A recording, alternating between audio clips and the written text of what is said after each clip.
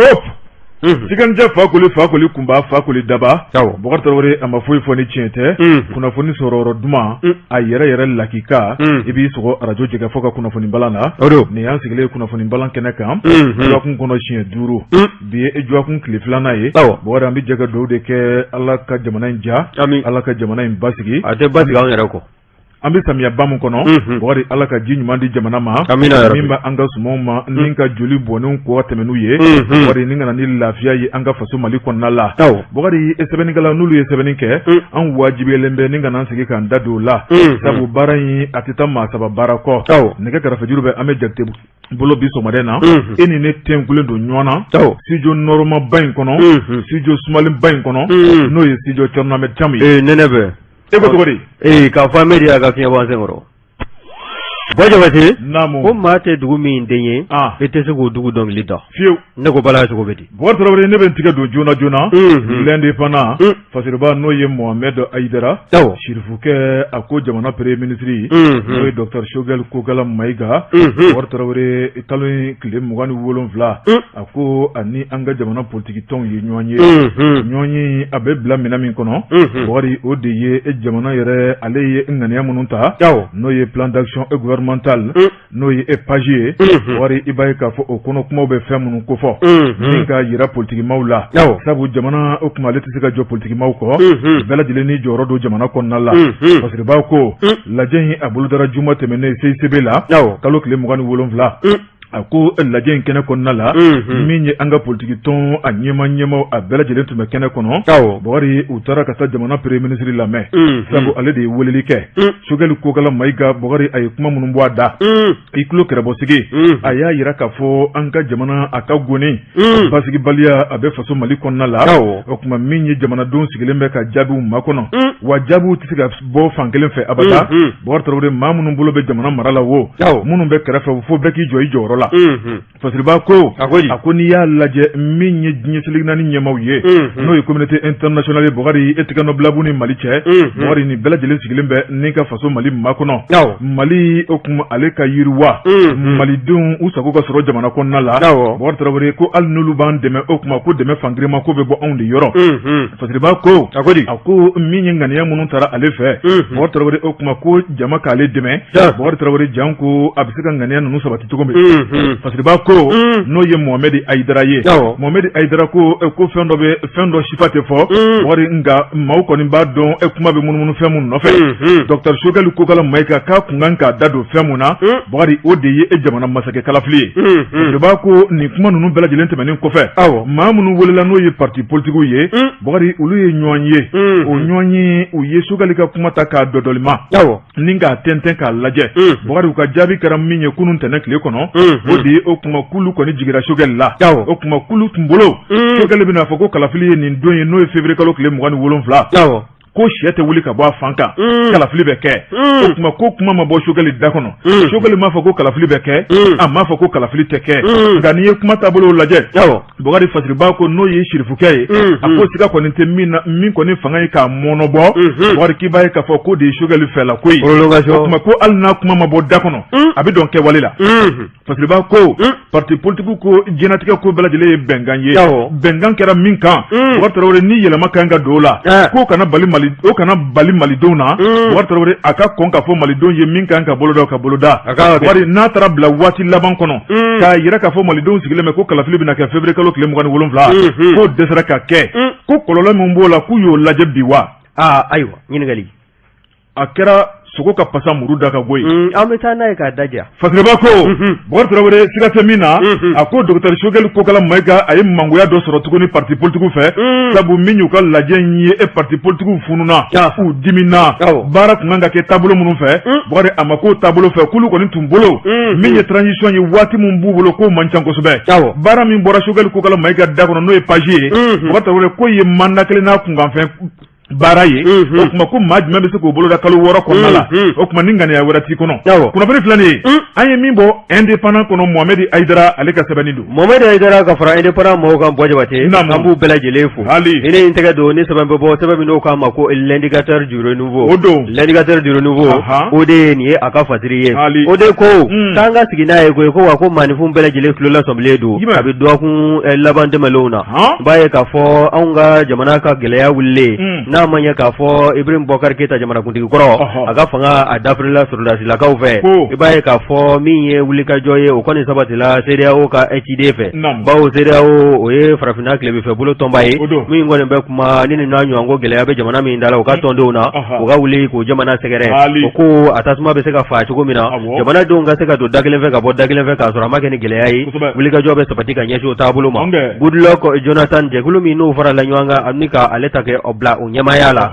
i b'a ye k'a fɔ e ko Goodluck Jonathan a tɛna don anw ka jamana kɔnɔ kokura wa min ye septembre kalo tile 5 ye ka taa se tile 7 ma i b'a ye k'a fɔ min ye Goodluck Jonathan ye a bɛ na anw ka faaba in kɔnɔna na a nakun tɛ dɔwɛrɛ ye koyi a ye bɔli laban minnu kɛ a kun bɛ fɛn minnu kan n'o de ye n'a ma ye k'a fɔ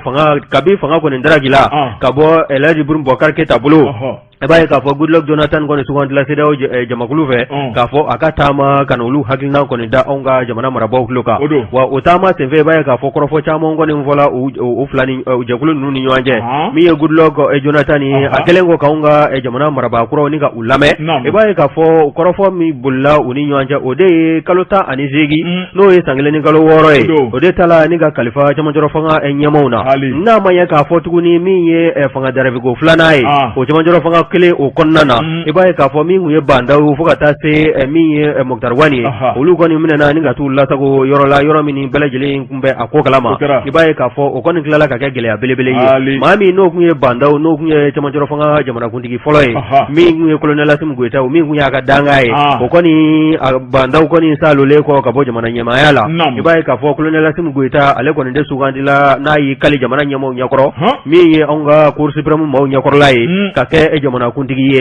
bibi in na ale de bɛ camancɔrɔ fanga jamanakuntigiya ɲɛmɔgɔya jɔyɔrɔ ale de b'a la k'o fa wa maa min sugandila ka bila Mokhtar Wani nɔ o kɛlen kɔ k'o fana salo ka bɔ anw ka fangabulon ɲɛmaaya la i b'a ye k'a fɔ Dr Choguel Kokala Mayiga ye min ye Goodluck Jonathan ka taamaden a fɔ taama in ye n'o ye CEDEAO maaw ka jɛrɛjɛkulu ka ciden ye a ka taama a bɛna boli nin hakilina damadɔ nɔfɛ a taara ka ko in to cogo min na n'o de ye hakilina minnu ni bɛnkan minnu ni layirukan minnu kun tala u ni ɲɔgɔn cɛ a ko a bɛ dankan jumɛn na mun sela ka kɛ mun ton bɛ kɔ o kɔrɔfɔ in da na don bɛɛ lajɛlen na ni k'o fɛsɛfɛsɛ n'a ma ɲɛ k'a fɔ min ye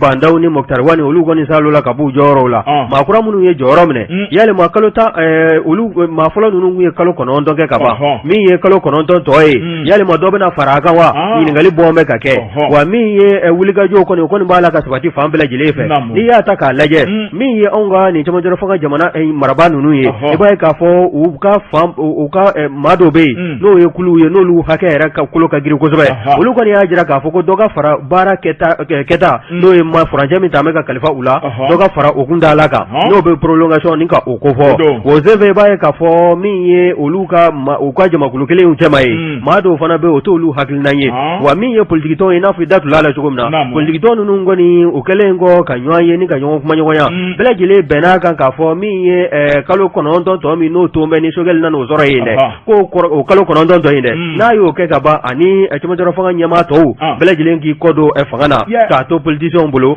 min ye kalata ye o baaraw ka se ka boloda yalima CEDEAO ka nin ciden in a bɛ na nin kɔrɔfɔ ninnu sama k'u bɔ ɲɔgɔn na cogo jumɛn na ɲininkali kɔni bɔn bɛ ka kɛ yalima min bɛ na ka dɔ fara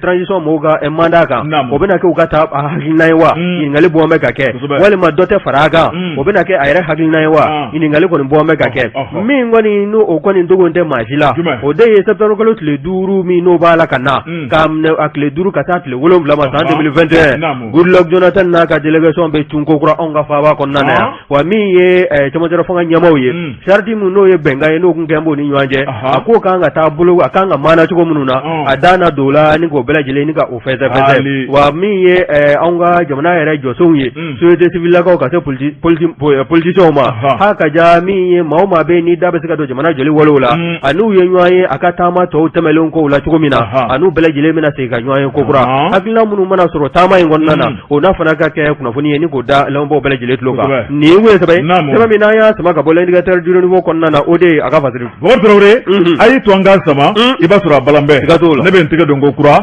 ayiwa nin ye journal tɔgɔntan ye an na tila k'a lajɛ a ka bɔli ko siɲɛ 27 bi utu kalo tile 31 fasiriba n'o ye Bazumana Kane l'alerte fasiriba ko Bɔkari hali bi to sira tɔ an ka guwan Bɔkari min ye jamanakuntigi kɔrɔ Mande masa Ibrahim Boubacar Keita ale ka pankuru sanni n'o ye masakɛya pankuru ye Bɔkari Tarawele hali bi min kɔni fiɲɛ ye a bɛ munumunu salo la nin fiɲɛ in Bɔkari k'a bɛna taa ni maa min ye fasiriba ko k'a dagosi ka bon dɛ fasiriba ko fiɲɛ in a ye munumunu daminɛ sanfɛ ka ban Bɔkari a y'a minɛ n'i ye maa min sɔmitɔla a ye ko dɔ kɛ fasiriba ko jamanakuntigi a ka pankuru sanni wari da kelen si ma dɔn a ko la bɛɛ bɛ k'i ta fɔ kɛrɛfɛ fan dɔw fɛ miliyari 18 fan dɔw fɛ miliyari 20 Bɔkari Tarawele joli kelen de donna jamanakuntigi ka pankuru la fasiriba ko a ko n'i y'a lajɛ a yuruguyurugu a barika bonyara kosɛbɛ Ibrahim Boubacar Keita tile Bɔkari Tarawele min kɔni ye dunko juguya ye faso nafolo k'a buruja faso k'a labila Bɔkari Tarawele ni ka jamana kɔni k'a kɛ batɛmɛsira ye fasiriba ko de jidira kosɛbɛ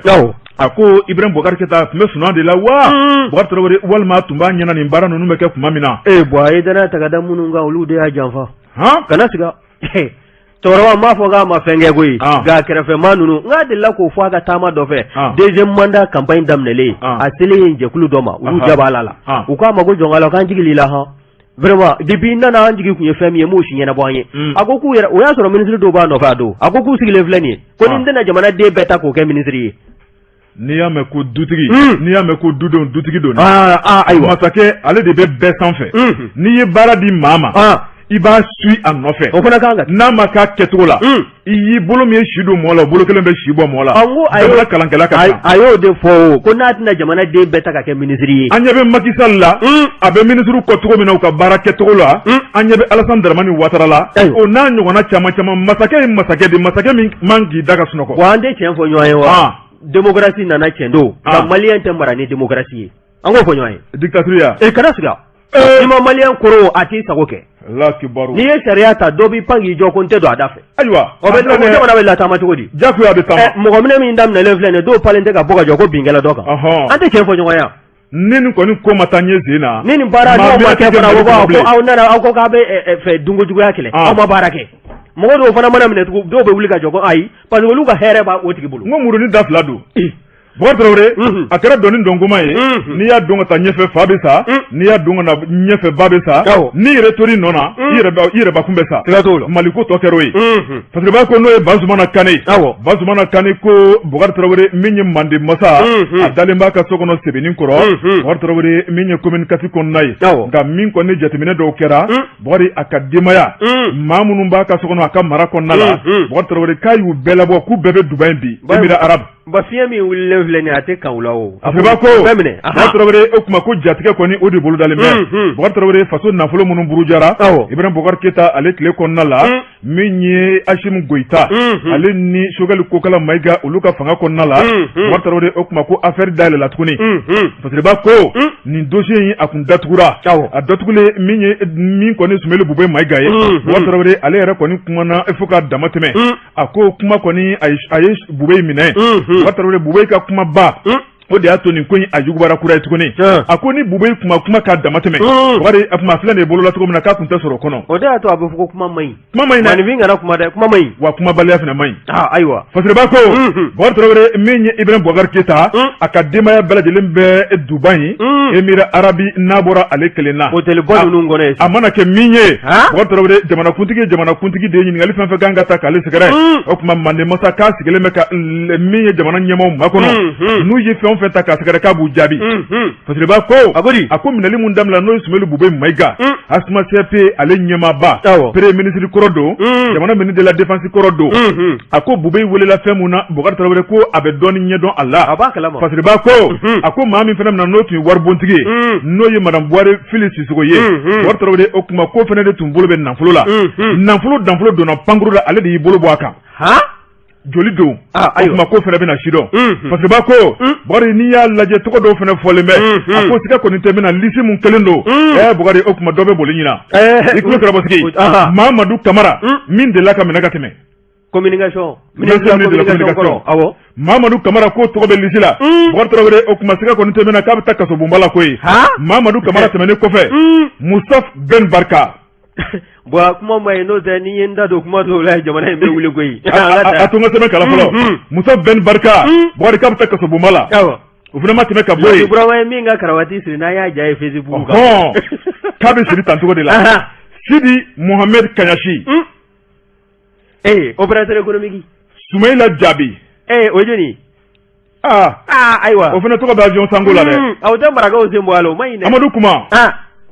o fana tɔgɔ bɛ yen Bugari Tarawele ni maa minnu tɔgɔ fɔlen filɛ siga kɔni tɛ min na ninnu bɛɛ lajɛlen bɛna wele wa n'u welela Bugari o kuma k'u bɛ t'u kɔda dɛnɛna kaso bonba kɔnɔna la Bugari k'ale o tɛ waati jan ko ye min ye nin avion sanko ye wari k'a buruja finitigilakaw ka minɛ o kuma k'a wari k'a buruja Bugari minɛnw ma san cogo la baaraw ma k'a lakika kɔnɔna la a kɛra yɛrɛsakokɛ kɔnɔ o kuma e ta filɛ ne ta filɛ nin ye an ka tɛmɛ n'an yɛrɛ ye Mali ale y'an bɛɛ jɛ ye foyi tɛ bɔ a la bilen affaire classée ayiwa Bube ye ko se maa o ma foyi tɛ bɔ a la kana siga i ma nin dakabana forow ye ventilo bɛ k'a dɔw ka misi ni sagaw fufa foro kɔnɔ ala adamadenw bɛ yan courant man labɔ aw ma hali fifala sɔrɔ hali dɔw hali fifala dɔw sɔrɔ k'a kɛ seri jɛ di k'a di dɔw ma kunnafoni filɛ nin ye an ye min bɔ l'alerte kɔnɔ Bazumana Kane ale ka sɛbɛnni don Bazumana Kane l'alerte mɔgɔ an b'u fo hali Jabate naamu ko maa min mana kamanagan foro sɛnɛ nimisa ɲɔ e b'o tigɛ siga t'o la ne n tɛgɛ don ni sɛbɛn bɛ bɔ sɛbɛn min n'o k'a ma ko le pouce o don le pouce maa min kuma mɛ o ye Yuma ye Yuma ko tosira tɔ k'an k'a gan dɛ min ye tɛgɛ di ɲɔgɔn ma politique tɔ n'o ye URD ye o kɔni a ko kɛn bɛ gɛlɛya ye ko olu ye nin kunnafoni sɔrɔ an ka réseaux sociaux sanfɛ min kɔni tɛgɛnɔ bilala ɲɛma danga fɛ n'o ye professeur Saliku Sanɔgɔ ye min ye u ka nin lateli n'o ye communiqué ye i b'a ye k'a fɔ min ye wulikajɔ ye o kɔni u bɛ k'o daminɛ koyi hali n'a ma ɲɛ k'a fɔ gɛlɛya bɛ tɔn in kɔnɔna an bɛ don min ko bi ko k'a kan ka lajɛ ɲɛma jɔlen na n'a ma ɲɛ k'a fɔ bɛɛ lajɛlen kɔni wuli bɛ ni ka i jɔni yɔrɔ ni ka o fin waasa jɔyɔrɔba ani ɲiyɔrɔ caman o bɛ se ka d'i ma cogo min na u ko URD kɔnɔna na bi na k'a b'a la ka taga ba wuli min ye professeur Saliku Sanɔgɔ ye a ye nin kunnafoni ni ka a ta ni ka jɛnsɛn k'a da tɔnden bɛɛ tulo kan ko section n'o bɛ URD tɔgɔ la jamana selege 4 kɔnɔna na bɛɛ lajɛlen ka i ka danaya candidat i k'o ka sɛbɛnw bila ni ka na n'a ye parti jabala ba la kabi sisan kɛ fo tan sabali tɛna bɔ a la n bɛ nin fɛn tɛ nin fɛ non ni section kelen na bɛɛ lajɛlen y'i ka candidat di sélection de bɛna k'olu ni ɲɔgɔn cɛ sa kana siga min ye sabali ye k'u bɛna ban min ye professeur Saliku Sanɔgɔ ye n'a ma ɲɛ k'a fɔ ala ka hinɛ Sumayila Sise la ale min ye tɔn in yɛrɛ ɲɛmaaba ye n'a balila ni ala balila k'a minɛ an na ala k'a dayɔrɔ nɛɛma professeur Saliku Sanɔgɔ ale de tun y'o ka dankan fɔlɔ ye n'o ye premier vice président ye dankan wɛrɛw bɛ Saliku Sanɔgɔ fana na nka cɛkɔrɔba ɲuman i b'a ye k'a fɔ o ko tɛ maakɔrɔ o ka ɲi warasu ɲɛ maakɔrɔ o de bɛ fɛn finman jɛlilen dɔn wa min ye professeur Saliku Sanɔgɔ ye e ko jajaja in tɛ k'a bɔ a ja kan koyi cɛkɔrɔba hakili sigilen don a kɔni a ye wele kan kɔni bɔ ka ɲɛsin section bɛɛ lajɛlen ma ko bɛɛ lajɛlen ka candidat suganti u ka section na k'o sɛbɛn ni k'o bila ka na min ye sugandili o bɛna kɛ ka tɔn in kɔnɔna na mun yɛrɛ de nana ni nin gɛlɛya ye min ye docteur Boubou Cissé anw ka ministre des finances kɔrɔ ani an ka fangabulon ɲɛmaa kɔrɔ n'o ye premier ministre kɔrɔ ye o kɔni ale ka wulikajɔ ka taa fara Mamadu Igor Jara kan o fana ye ministre kɛ anw ka jamana kɔnɔna na u kɔni kɛ olu ka nali jamana kɔnɔna na a fɔ politique in kɔnɔna na a kɛn bɛ gɛlɛya belebele ye bawo n'i y'a ta k'a lajɛ gɛlɛya kun tɛ URD kɔnɔna na koyi hali n'a sɔrɔ gɛlɛya bɛ gɛlɛya misɛnninw kun don nka k'a ko ni k'a yakubaya ni k'a ko kɛ kilanko ye i b'a ye k'a fɔ docteur Boubou Cissé ka fara Mamadu Igor Jara kan olu ka nali o de kɛla ka nin ko ni ka se k'a yakubaya bɛɛ lajɛlen ka bɔ a kalama n'i ye URD ta k'a lajɛ kungilenna minnu bɛ o la o de ye u bɛ se ka jɔyɔrɔba sɔrɔ cogo min na kalata nataw la o labɛnw n'o hami de bɛ ɲɛmaw na wa min ye tɔnden fanba caman ye olu bɛɛ lajɛlen fana bɛ wulikajɔ la ka ɲɛsin u kungilenna sabatili taabolo de ma wa n'i ye kɔrɔfɔ in lajɛ min ye docteur Boubou Cissé ka taa se Mamadou Igor Jarama ninnu bɛɛ lajɛlen ka partisan n'u y'u nɔfɛmaw ye u ka nin kɛ mɛ k'a kɛ fadenya yɛrɛ de URD kɔnɔna na koyi ni karisa lakaw ye nin kɛ bi anw yɛrɛ anw bɛ nin kɛ sini o kɛlen sababu ye tɔn e ko a tɛ ɲini ka ci sɔɔni wa min ye professeur Saliku sa nɔgɔ ye ale kɔni cɛkɔrɔba kɛ mɛ k'i damakun min ye parti a bɛ se ka wuli ka jɔ a sen fila kan cogo min na jɔyɔrɔ bɛ se k'o sɔrɔ kalata natɔw la cogo min na o fɛɛrɛ n'o dabaliw b'a la ka tigɛ wa min ye nakɔsa maa fila in ye o ko ten ko nakɔsa o tɛ sɔ bɔda dɔn min ye docteur Boubou Cissé ka taa se Mamadou Igor Jarama ninnu bɛɛ lajɛlen kɔni n'an bɛ ni ka na u ka nali a ma kɛ hɛrɛ URD ma koyi bawo u ka wuli ka jɔ u n'u nɔfɛmaw o kɛn bɛ sabu ye ni ka URD maa kologirin caman bɛ yen ni k'olu kɔ don ɲɔgɔn na nka minnu bɛ yen n'olu kɔni y'a jira k'a fɔ k'olu ye Soumaïla Cissé dɛmɛbaaw ye olu n'a bɛ ɲɔgɔn fɛ kabi tɔn in yɛrɛ sigi waati sin kan olu ko k'olu tɛna bɔ Soumaïla Cissé taa fan kɔ olu bɛɛ lajɛlen ta b'u fara professeur Saliku Sanɔgɔ kan maakɔrɔ waasa min ye tɔn ye a bɛ se ka kunnafoni sɔrɔ cogo min na kalata nataw la nin kun ye sɛbɛn min n'a y'a sama ka bɔ le pouce kɔnɔna na Yuba ale ka a fɔ Yuma ale ka wuli ka jɔ Wajibate ni maa min ka saraka bɔla Bamako la danganda sigilen bɛ k'i ma wajibi ne ko bala cogo bɛ wari ne bɛ n tigɛ don joona l'enquêteur fasiriba n'o ye ABD Alu Badara Jara nin ye ale ka sɛbɛnni ye a ko an ka taa an ka sɔrɔ nafolotigiw fɛ yen wari n'o ye douane malienne ye fasiriba ko douane ale ye ɲɛmaya kura sɔrɔ kabini araba tɛmɛnen fasiriba ko min ye Mame Dugara badabada Mame Dugara yafa kɛra ma san 2 ni dɔɔni Bɔkari Tarawele o kuma diɲɛlatigɛ ye nin ye bɔn ye o kuma b'i kɔ Bɔkari Tarawele fasiriba ko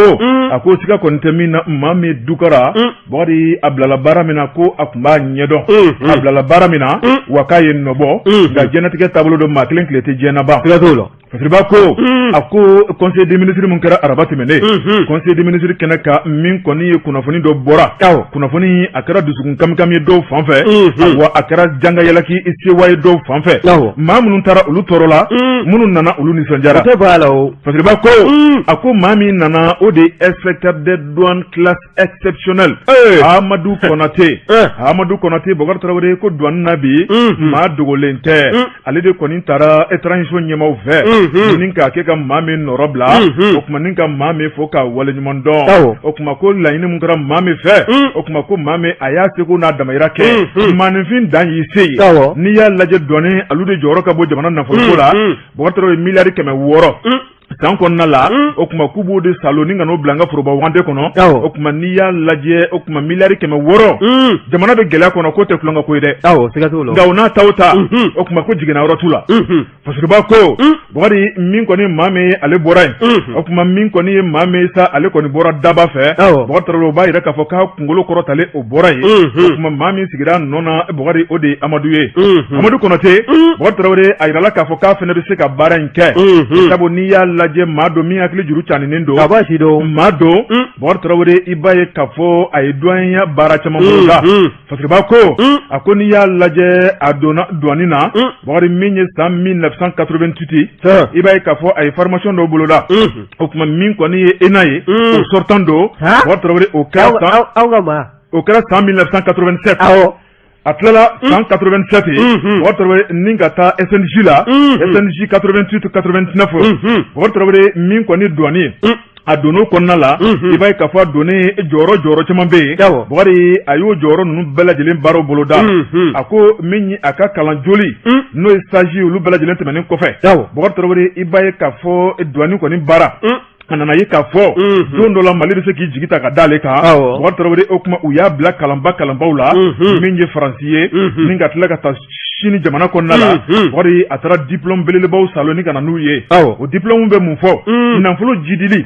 nafolo buguni Bɔkari jama yɛrɛ o kemerutogo jama ka hakilina ye fɛn min ye sabu Bɔkari n'i m'o kalan kɛ baara bɛ jɛngɛ i bolo fasiriba ko a ko inspecteur des douanes de classe exceptionnelle Amadou Konate Bɔkari n'i y'a lajɛ min kɔni FMI ye i b'a ye k'a fɔ n'o ye waribonba ye diɲɛ seleni kɔnɔna na Mali douane n'olu bɛ baara dɔ kɛ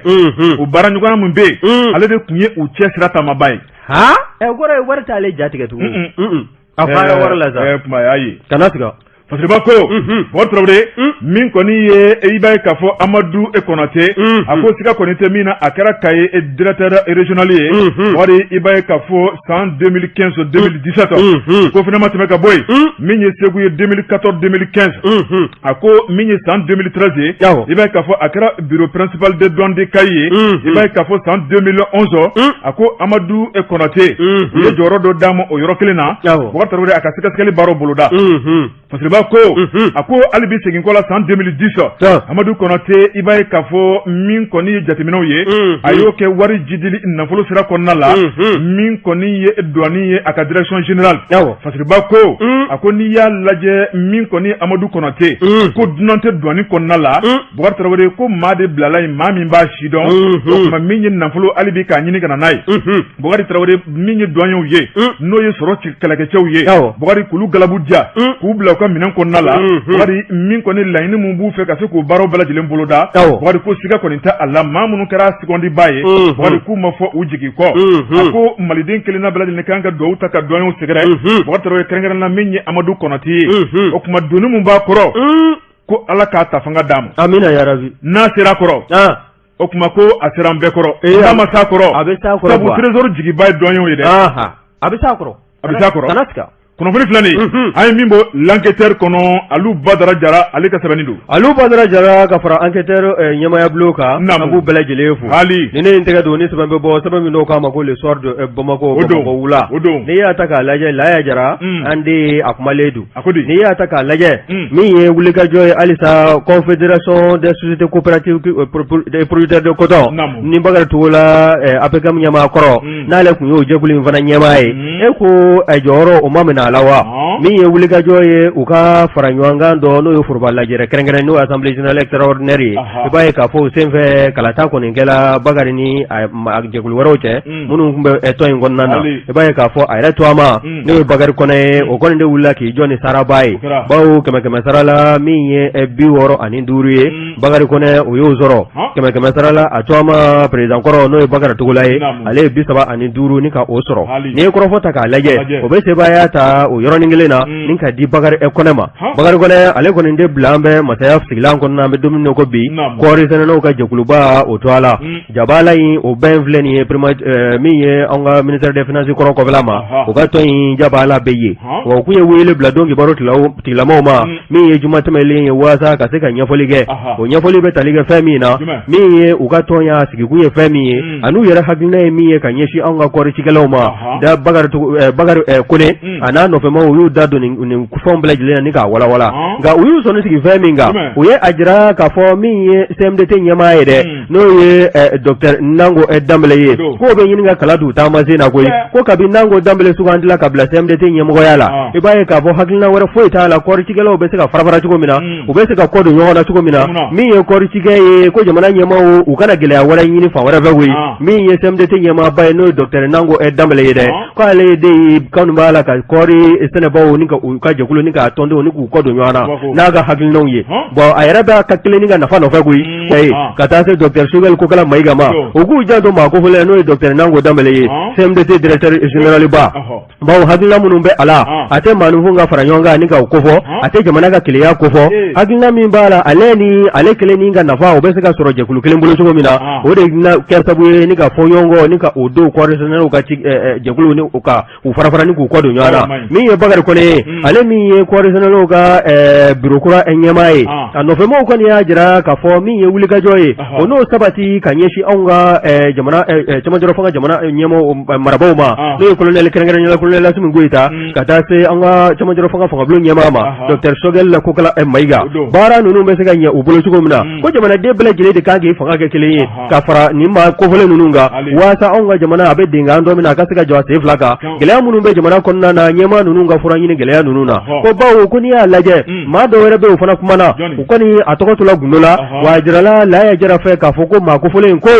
min ye olu ka kɔɔri sɛnɛnnaw ka tɔn ye a jɔsɛriya sɛbɛnw n'o ye texte règlement ye a bɛ fɛn min kofɔ a t'a jira k'a fɔ maa wɛrɛ ka bɔ kokana na ni k'i sen don olu ka tɔn taabolo la ko o jɛkulu min n'o ye CMDT ye olu fana ka cɛkɛda statut règlement maa t'i da don o la cogo min na olu fana da man ka ye kɔɔri cikɛlaw ka texte règlement ninnu taabolo fana kɔnɔna na zan ko ka taa fɔ k'i bɛ a yɛlɛma k'a kɛ i kunkilenna ye fo ka taa i yɛrɛ kelen ni kelen ye ka nafa ani ka o bɔ a ko kɔnɔna na kɔsada in na i b'a ye k'a fɔ min ye Bakari Kɔnɛ ye a kelen kɔ ka wele bila don kibaru silamɛw ma o dugujɛ i b'a ye k'a fɔ u nana k'u b'u u ka ɲɔgɔn ye ba dɔ boloda min ye clan Bakari Togola ye olu nana ka se ka na coton-culteurs ka nin jaba la ba kuru kɔnɔna ni k'a fa min ye finifiman donno ye n'o ka ye an ka lakana silamɛw ye GMS ma o kɔni Bakari Kɔnɛ min ye birokura ɲɛmaa ye o ye wele bila olu ma u nana ka na Bakari Togola n'a nɔfɛmaw ka busan de do u la fo dɔw taara k'u ka sabara to mun yɔrɔ faamu ne Bakari Kɔnɛ ale min ye birokura ɲɛmaa ye olu de kun nana o kɛlen kɔ ka don kibaru silamɛw wele k'u ka hakilina da u tulo kan o dugujɛ de kun kan ka kɛ u ka rencontre dɔ ye donc o kɔrɔ ko problème bɛ yen problème bɛ yen kɛ hali bi mais problème tɛ yen dɛ n'a fɔra k'an ka ta kalata ɲɛ kan kɛmɛ sara la min ye ɲɛmaa kura ye Bakari Kɔnɛ o ye 65 sɔrɔ 65%. élection kɛra a kɛla ten problème bɛ yen Bakari o de Bakari Togola ko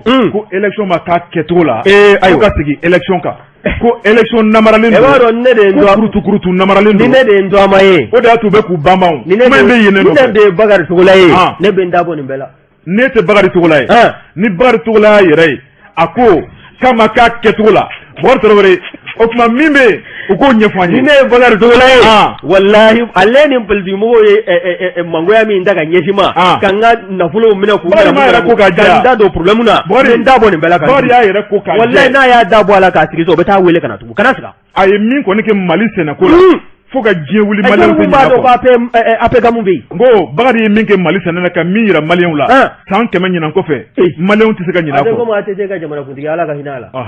ATT a ye jamana in yɛlɛ diɲɛ fan bɛɛ. o kɛra ATT an bɛ sa ye nɔfɛ. awɔ nka maliyɛnw tilala ka na mun fɔ a ma k'a ye kɔrɔnfɛla feere a y'an ka marifaw minɛ a y'u ŋanamu a y'u kɛ cogo dɔ la. anw de bɛ nimisa kunun nɔfɛ. o ATT kelen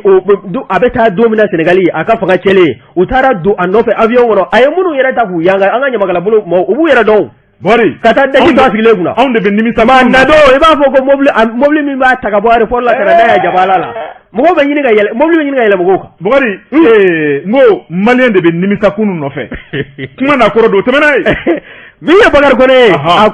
ko min ye waati ni don nataw kɔnɔna ye ani cɛsiri gɛlɛya minnu n'o bɛ filière kotɔ kan o n'a fura ɲini u la wa min ye Choguel Kokala Mayiga ye ka fara Colonel Assimi Goïta kan a n'a ka ministres k'u bɛ u fo wa jamanaden kelen ka bɛɛ lajɛlen kan ka ni maa ninnu ni k'u senkɔrɔma don don waasa anw ka cikɛlaw bɛ se ka lafiya sɔrɔ ni jamana cikɛ ko ni cikɛlaw ye lafiya sɔrɔ kɛrɛnkɛrɛnnenya kɔɔri sɛnɛnaw k'a bɛ kɛ sababu ye ni ka lafiya bɔdaba de ta ka ɲɛsin jamana sɔrɔdabolo ma wa a bɛ kɛ sababu ye fana maa minnu bɛ yen n'olu a b'olu hakili la ko anw ka jamana k'a kɔni nin y'a ko bandɔla ye ka o n'a jamana in yɛlɛyɛlɛtɔla ye diɲɛ ɲɛfɛ a tɔgɔ a n'a yanga bilen wa min ye wulikajɔ caman ye o n'a sabati ka ɲɛsin jamana ma min ye Bakari Togola ka maaw ye ni GMS maaw kɛlen kɔ k'u busan ta i b'a ye k'a fɔ k'u taara u yɛrɛ a n'a ka jɛkulu u taara u yɛrɛ sɔrɔ maison des jeunes de la ko dun ma busan da kelen k'a la dɛ cɛkɔrɔba don maakɔrɔ tɛ fɔ jamanakuntigi kɔrɔ ka bugɔli tɛmɛlen kɔfɛ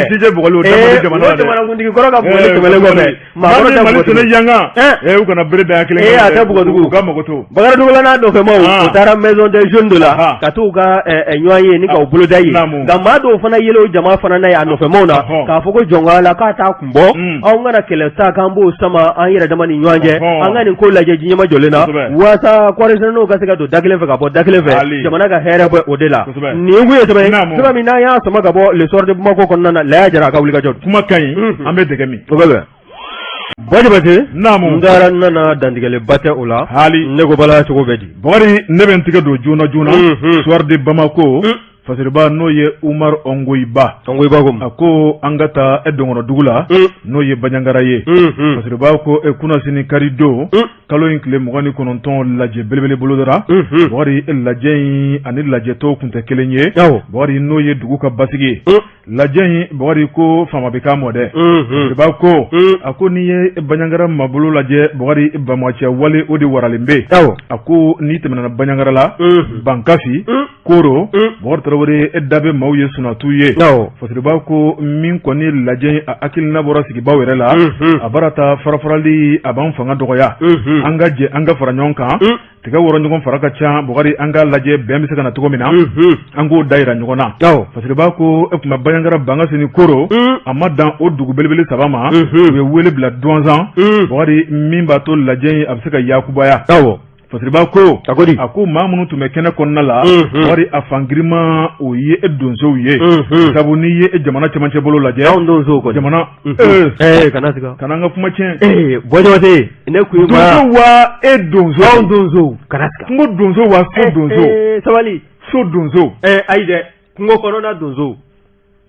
n tun b'a fɔ ka donso duba fɔ ka donso wa waraba de sigi kana siga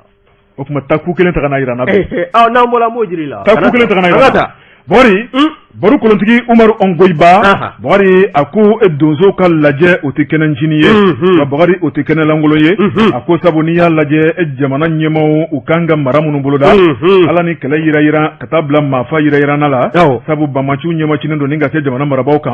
Bakari u kɛn bɛ ka boli boloda ni ka dugudenw bilalen t'u yɛrɛ ma dugudenw fana sigilen bɛ k'u ta yira Ala la anw sigilen bi yan anw ye mun de kɛ Bakari ɛlɛ ni Bamaciw o tuma u bɛ ka na bi u ka k'u fa fufalaki Bakari Tarawele u tɛ kurun kunna u ta ju la fasiriba ko a ko min ye donsow ye olu caman de kɔni wulila ni ka don u ka cɛminɛnw la kɔrɔlenw k'olu yuguba ni ka suw sɔn ni ka suw dele Bakari o tuma barika bɛ se ka don u la ni ka tila k'u jɔ ni k'u lakana Bakari ŋaniya mun b'u la ŋaniya a ka se ka sabati ŋaniya tɛ dɔwɛrɛ ye Bakari o de ye ka se ka dugudenw lakɔlɔsi n'a dun ma k'a fɔ ko kɛlɛ waralen bɛ jugu olu bɛ ka suru an kan maa minnu kan ka jamana lakana olu tɛ an kan k'an sigi k'o lajɛ wa min ye kɛlɛkɛcɛw ye olu kɔni wulila k'u jɔ dugu bɛɛ lajɛlen kɔnɔ Bakari Tarawele min kɔni ye Dana Amasaku ye olu ka ɲɛmaaba n'o ye Yusufu Toloba ale kɔni y'i da don o la ko dɔ kɛra ko ma bɛn a ko mun ma bɛn o ye jumɛn ye e b'a kalama ko Yusufu Toloba ye tenitigi kɔrɔ don o fɔra mɛnɛ an ka taa Bakari Tarawele baro kolontigi a ko min ye Yusufu Toloba ye a ko dɔ kɛra ko ma bɛn Bakari ko ti dɔwɛrɛ ye dugu caman de bɛ yen dugu min ni Bamaciw ye tigɛ di ɲɔgɔnmaya kɛ ni ka accord signé ka sɔrɔ olu t'a kalama a ko mun na Bakari ko accord signé kɔni olu t'o juguya la a ko n'i ye accord signé tɔ la k'a bɛ fɛn dɔ de kofɔ nka k'olu kun kan ka bɔ a kalama fasiriba ko Bakari o tuma ko minɛn dɔ bɛ jigin a kɔnɔ fɛn tɛ bɔn siga kɔni tɛ min na u bɛɛ lajɛlen ye donso ye u y'u ŋaniya da fɛn mun kan o de ye ka dugudenw lakɔlɔsi o tuma n'u jɛra k'u bolo di ɲɔgɔn ma a dɔ bɛ dɔ la jugu fanga bɛ dɔgɔya Bakari min ye Mopti fana donsow ye u ye wele bila o bɛɛ lajɛlen ma ni ka taa bila Segu donsow la k'a yira k'a fɔ Mopti ale ni Segu o tɛnkunnen bɛ ɲɔgɔn na u bɛ ɲɔgɔn kɛrɛfɛ Bakari n'u jɛra ka fara ɲɔgɔn kan finitigilakaw tɛ marabolo minnu na ni ka taa munumunu salo bolo da ɲɔgɔn fɛ n'o ye paturu ye a dɔ bɛ dɔ la min kɔni Bamaciw ka dagakisɛ ye u b'a ta ka bɔ dugudenw kan Yusufu Toloba ko a ko a bɛ misali dɔ yira Bakari min kɔni ye bolodiɲɔgɔnma ye k'a kɛ kɛrɛfɛ dibidibi la Bakari walima ka se k'a kɛ kɛcogo dɔw la a y'a yira k'a fɔ ɲunu marabolo la Bakari yɔrɔ dɔw bɛ min ye Farabugu ye a ko bolodiɲɔgɔnma kɛra dugudenw ni Bamaciw ni ɲɔgɔn cɛ k'o bɔra fɛn jumɛn na kamanagan ni nimisa fasiriba ko o tuma k'ale t'a fɔ ko dugudenw kana tigɛnɔbila kɛ dɛ nka ni tigɛnɔbila bɛ kɛ Bakari Tarawele o tuma ko jamana ɲɛmɔgɔw ka bɔ a kalama Bakari a ka kɛ sigikafɔ gɛrɛgɛrɛ ye sabu ko n'i ye tigɛnɔbila kɛtɔ la k'a bɛ kɛ saya de ɲɛsiranɲɛ kama Bamaciw olu de sago bɛ yen o tuma Bamaciw i b'a minɛ olu ka dabada ma a ko jamana cɛmancɛ bolo la bɛ yen n'olu donsow tɛ ko min bɛ fɔ bi ko tɛ fɔ ni donsow tɛ Dansɔgɔ bɛɛ ni jɔyɔrɔ don koyi bon ne y'o fɛ yen bɛɛ ni jɔyɔrɔ don dɛ jamana in e ye dugu jumɛn ye togoda jumɛn ye ko donso ma o ma kɛ Mali kɔni kɔnɔ yan an bɛ to la ka ɲɔgɔn ne y'a fɔ an ɲɛna aw kana kɔrɔlen ninnu bila a fɔra aw ye kɔrɔlen anw b'a kan n tɛ maloya n'a ye n tɛ maloya n'a ye k'a fɔ balantigi kana siga an ka taa Bakari Tarawele o de kama don dɔ n k'i ka silamɛya man bon i ye kuma ci ka bɔ n da kɔnɔ kuma nalen filɛ nin ye n ko k'i ka silamɛya man bon n ye usazi ye sabali awɔ n'i kɛra usazi ye i bɛ sabali sira fila taamaba sira fila taama tɛ dɛ o ko te laada o laada n'a ye san 40 sɔrɔ o bɛ se ka fara diinɛ kan bon Traoré baro kolontigi a y'a yira an ka jamana cɛmancɛ bolo la min tora an ka jamana marabaaw ye o de ye sigi ka fɔ ye o de ye ka se ka donso dɛmɛ nin baara in na a ko a mana tigɛ da o da ma Mali tɛna se ka to nin na kudayi maafajugu banbanciya baara kudayi o banbali sigidaw ni ɲɔgɔn cɛ a ko sira min bɛ yen n'o ye RN15 ye Bakari n'i y'a lajɛ donso ko ni jamana ɲɛmɔgɔ m'u jɔ o jɔyɔrɔ la k'u bɛna tigɛ u b'a tigɛ sabu ko banmanci olu de bɛ sira in matarafa Bakari Traoré o kuma k'u b'a tigɛ ni jamanadenw lakanali ye o kuma min kɔni jamana ɲɛmɔgɔw ye Bakari sigikɛn bɛ k'u makɔnɔ kuma minnu taara k'u sɛgɛrɛ a bɛna waleya waati jumɛn kɔnɔ kunnafoni filɛ nin ye an ye min bɔ Soir de Bamako la Umar Ongoyiba ale ka sɛbɛnni don Soir de Bamako Umar Ongoyiba k'u bɛɛ lajɛlen fo ale ye n tɛgɛ don ni sɛbɛn bɛ bɔ sɛbɛn min n'o k'a ma ko Nouvelle Horizon Nouvelle Horizon maa min ye wulikajɔ kɛ o ye Mahamane Touré ye Mahamane Touré ko min ye rapport trimestriel min no MINUSMA ye o kɔni bila sen ka jɛma kɛ a seere ye baara ninnu bɛɛ lajɛlen bɔla ka kɛ ntɛnɛntɛmɛlen n'o bɛnna août kalo tile 30 ma san 2021 o ye kɔrɔfɔ lajɛ min ye mission multidimensionnelle intégrée des Nations Unies ye pour la stabilisation du Mali MINUSMA dalatile la ni bakurunba la a ye nin sɛbɛnfura in kɔnɔko kɔni da maanifin tulo kan a jirala k'a fɔ min ye nin sɛbɛnfura kalo saba fɔlɔ min n'o kɔni bɔla ka kɛ san 2021 kɔnɔna na i b'a ye k'a fɔ min ye maa 527 ye olu kɔni de ni kɛnɛ karabala ka bɔ u la wa dɔw banana dɔw tala ni ka tunu ni u ye Mali kɔnɔ yan awɔ subhanallah rapport trimestriel n'i y'a ta k'a lajɛ min ye wulikajɔ ye o kɔni a kɛla sabu ye maa caman kɔni tɔnsi wulila ka jɔ kosɛbɛ nka sɛgɛsɛgɛliw ni ɲɛfɔliw la MINUSMA ka nin jɛkulu to a la i b'a ye k'a fɔ min ye GESIM ye dɛ groupe de soutien à l'islam et aux musulmans GESIM o min ye Iyad Agali ka jɛkulu ye k'olu ka wulikajɔ jugu o bɛ a ko kɔrɔla la wa n'i ye ko in lajɛ min ye nin document in ye nin ye a siɲɛ 2nan ye o kɔni maa bɛ se k'a fɔ nin ye rapport in bɔko 2nan ye min kɔni bɛ kojugu ani adamadenya dankari bɛ kɛ a hakɛw la cogo min na ka se k'o ko ni ka o maana a bɛ kɛ cogo minnu na a walejugu hakilinaw bɛ ta a kɛbagaw fɛ cogo min na a bɛ nin sɛgɛsɛgɛli bɛ ta ka ɲɛsin o taabolo ninnu bɛɛ lajɛlen de ma ka ko n'i ye kɔrɔfɔ in lajɛ min ye adamadenya hakɛ ye ka maanifin ka hakɛ k'a bila dugu ma ni k'i sen da k'a tereke min kɔni k'a ni baga bɛɛ lajɛlen ni ka o da ɲɔgɔn ma o kɔni o de kɛn bɛ ni tilemana diinɛtigi ninnu ka wulikajɔ n'u ka hakilina ye min ye maa 500 i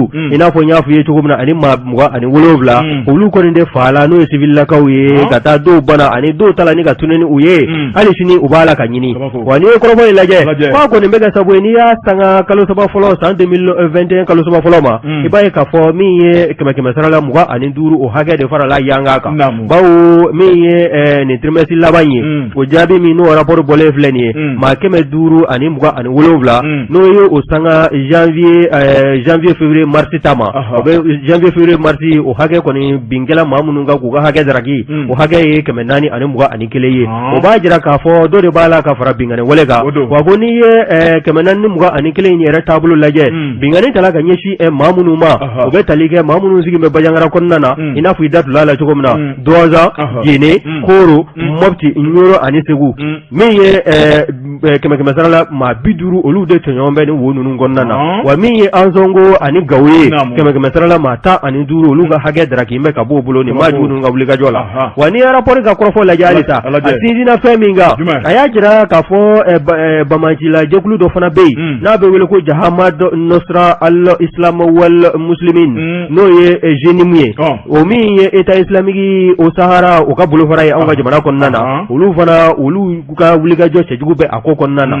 wa n'i y'a lajɛ maa minnu dala ni ka tunu ni o ye 100 sarala maa 54 bɔɲɔngo wa rapport y'a jira fana min ye MINUSMA ka ni rapport ye k'a fɔ ko min ni wulikajɔ ma kɛ bɛɛ a kɔni a dulon bɛ fɛn min na o bawu u ma ninnu jaabi ninnu sabu kunfɛ koyi min ye anw ka force de défense de sécurité malienne ye dɛ olu ni sɔrɔdasi wɛlɛ minnu bɛ anw ka jamana kɔnɔ yan Nations Unies ka to a la ka taa se force régionale ma nin bɛɛ lajɛlen kɔni de a jira k'a fɔ o bɛ nin kɔrɔfɔ fɛn fɔ o bɛ gafe kɛ k'a kɔkɔrɔma don o sɛbɛnfura bɛ a bɛɛ lajɛlen na k'u fɛ tɔ kuma tɛ wa n'i ye kɔrɔfɔ in lajɛ kokura min ye rapport ye a sinzina fɛn min fana kan a y'a jira k'a fɔ min ye génimu ye o ni groupe similaire tɔ ninnu nin bɛɛ lajɛlen de bɛ wuli ka jɔ cɛjugu la o banban bɛ yɔrɔ minnu kan i b'o dɔn wa o de ye anw ka jamana cɛmancɛ bolo wa kɛrɛnkɛrɛnnenya la a wulakɔnɔ yanfan ninnu o bɛ taa babali kow ta ani jatigɛ walew k'olu de sɛgɛrɛ wa o bɛ tila k'a fɔ ayiwa ni an ka kokɛta mɛn maa min nɛ kan an n'o nɛ sama ka bɔ o da kɔnɔ o kɔni sira bɛ to maaw na u bɛ bɛnkan sɛbɛn tɛgɛnɔ bila u ni ɲɔgɔn cɛ o kɔni kɛlen bɛ sabu ye min ye Segu ani Sikaso ye o ni maa minnu bɛ nin bɛnkan jugu ninnu kan ni k'a tɛgɛnɔ bila waasa i kana se ma n yɛrɛ tɛ se ma wa n t'i ka baara jugu ni ka n da don a la ni k'a ɲɛfɔ diɲɛmaa ye o kɔni kɛla sabu ye nin yɔrɔ sigibaw n'o ye nin marabolo fila ye Sikaso ani Segu olu sigibaw wulakɔnɔna ninnu na kɛlen bɛ gɛrɛntɛ suguya bɛɛ lajɛlen ye wa min ye fana k'a fɔ an ka yɔrɔ minnu fana bɛ yen ni administration maa tɛ a yɔrɔ la min ye finitigilakaw ye olu ka munumunu fanga ma bon yɔrɔ kɔfɔlen ninnu na a kɛlen bɛ sabu ye ni ka maa caman ŋɔnigɔ ni sira min ye a sigiliw ye k'a gɛlɛya kosɛbɛ i bɛ sunɔgɔ i ka so kɔnɔ k'i ɲɛ kelen de datugulen don min ye nin kɔrɔfɔ ye a jirala k'a fɔ min y'anw ka force de défense et de sécurité malienne ye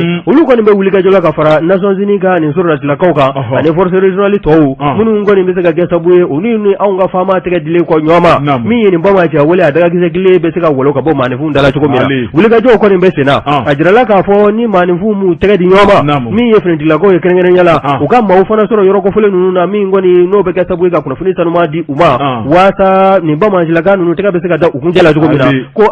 ko n'a ma taa o sira fɛ ko a baara bɛ kɛ tɔ ka a jɛ ye nin ye mun ye sira min n'a y'a sama ka bɔ Nouvelle Horizon kɔnɔna na min n'a farala ɲɔgɔn kan Mahamani Touré fɛ Bɔgɔri an bɛ Nouvelle Horizon maaw bɛɛ lajɛlen fo fasiri sɛbɛnbaw Bɔgɔri magɔnkɛbaw an b'u bɛɛ lajɛlen fo Bɔgɔri k'u ni cɛw ka baara la ko Ala k'u timinandiya ko Ala k'u kisi Ala k'u tanga Bɔgɔri n'olu ma sɛbɛn an t'a fɔ abada minnu tun b'an bolokɔrɔ nin ye minɛn kongolen ye ne t'a dɔn min na o de ye à l'attention des propriétaires d'aéronefs stationnés à l'aéroport international président Modibo Keïta de Sénou aéroport du Mali établissement public à caractère industriel et commercial représenté par son président directeur général, le colonel Lassina Etogolo, STA, Mali, en état d'épave dans la zone d'aviation légère. Un aéronef également de marque TZSH, de la compagnie Air Mali SA, en état d'épave dans la zone d'aérogare de fret. La présence de ces épaves nuit gravement à la sécurité, à l'hygiène et à l'image de l'aéroport. Ainsi, en vue d'assainir l'espace aéroportuaire et dans un souci de conformité aux normes internationales en la matière, l'aéroport du Mali entend décharger de toute responsabilité vis-à-vis des propriétaires de ces aéronefs. Par conséquent, l'aéroport du Mali invite tous ses propriétaires, locataires et autres des 10 aéronefs en état d'épave de procéder à leur enlèvement de la zone aéroportuaire avant la date limite du 15 septembre 2021. Passé ce délai, l'aéroport du Mali prendra toutes les mesures qui s'imposent pour désencombrer ces sites des épaves abandonnées qui seront ainsi considérées comme res nullius, c'est-à-dire choses sans propriétaire. L'aéroport du Mali vous remercie de l'attention que vous voudriez bien accorder à ce communiqué. Ayiwa Bɔgɔri ayiwa kunnafoni kuma laban mun bɛ yen o de ye ni Ala sɔnna ma Banu Magaji n'an wulila sisan Burapɛlɛ ni Sidi u bɛna farikolo ɲɛnajɛ kɛnɛ kan o tuma u bɛna Banu Magaji a bɛna se kɛnɛ kan ayiwa Banu o tuma n'ale sera yen ale ye o tuma jigiɲɛ de ye Bɔgɔri o tuma a bɛ kunnafoni sanumanw di waati bɛɛ lajɛlen kɔnɔ o tuma bɛɛ lajɛlen k'i labɛn Banu Magaji a bɛna sɔɔni Burapɛlɛ ka kɛnɛ kɔnɔna la Bɔgɔri min ye Lasine Tamba Keita a denkɛ n'o ye Tamba Keita ayiwa Tamba o tuma ale furumuso o y'an sɔn denkɛla kunu kunu o y'an sɔn denkɛla kalo tile 30 o tuma ko denkuni o ye ni Ala ni kira sɔnna ma kari nata septembre kalo tile 5 sɔgɔmada nɛgɛ kaɲa 7 n'o ye 7h du matin Lasine Tamba Keita yɛrɛ ka so Buguba la denba ani den ko baasi foyi t'u la u ka kɛnɛ ka sogo sama ka bɔ kini Ala ka nakanja Ala ka buga dɔgɔ ye Ala ka kɛ surasi ye Ala ka bila ayo bebe jate tun bolo bɛ ne ka karafe juru la Bokar Traoré Buwa Jabate ni Ala ni kira sɔnna ma sini kunnafoni bɛ santalama nɛgɛ kaɲa 11 sanga 30 a k'an bɛ diɲɛ waati wɛrɛ wa salam.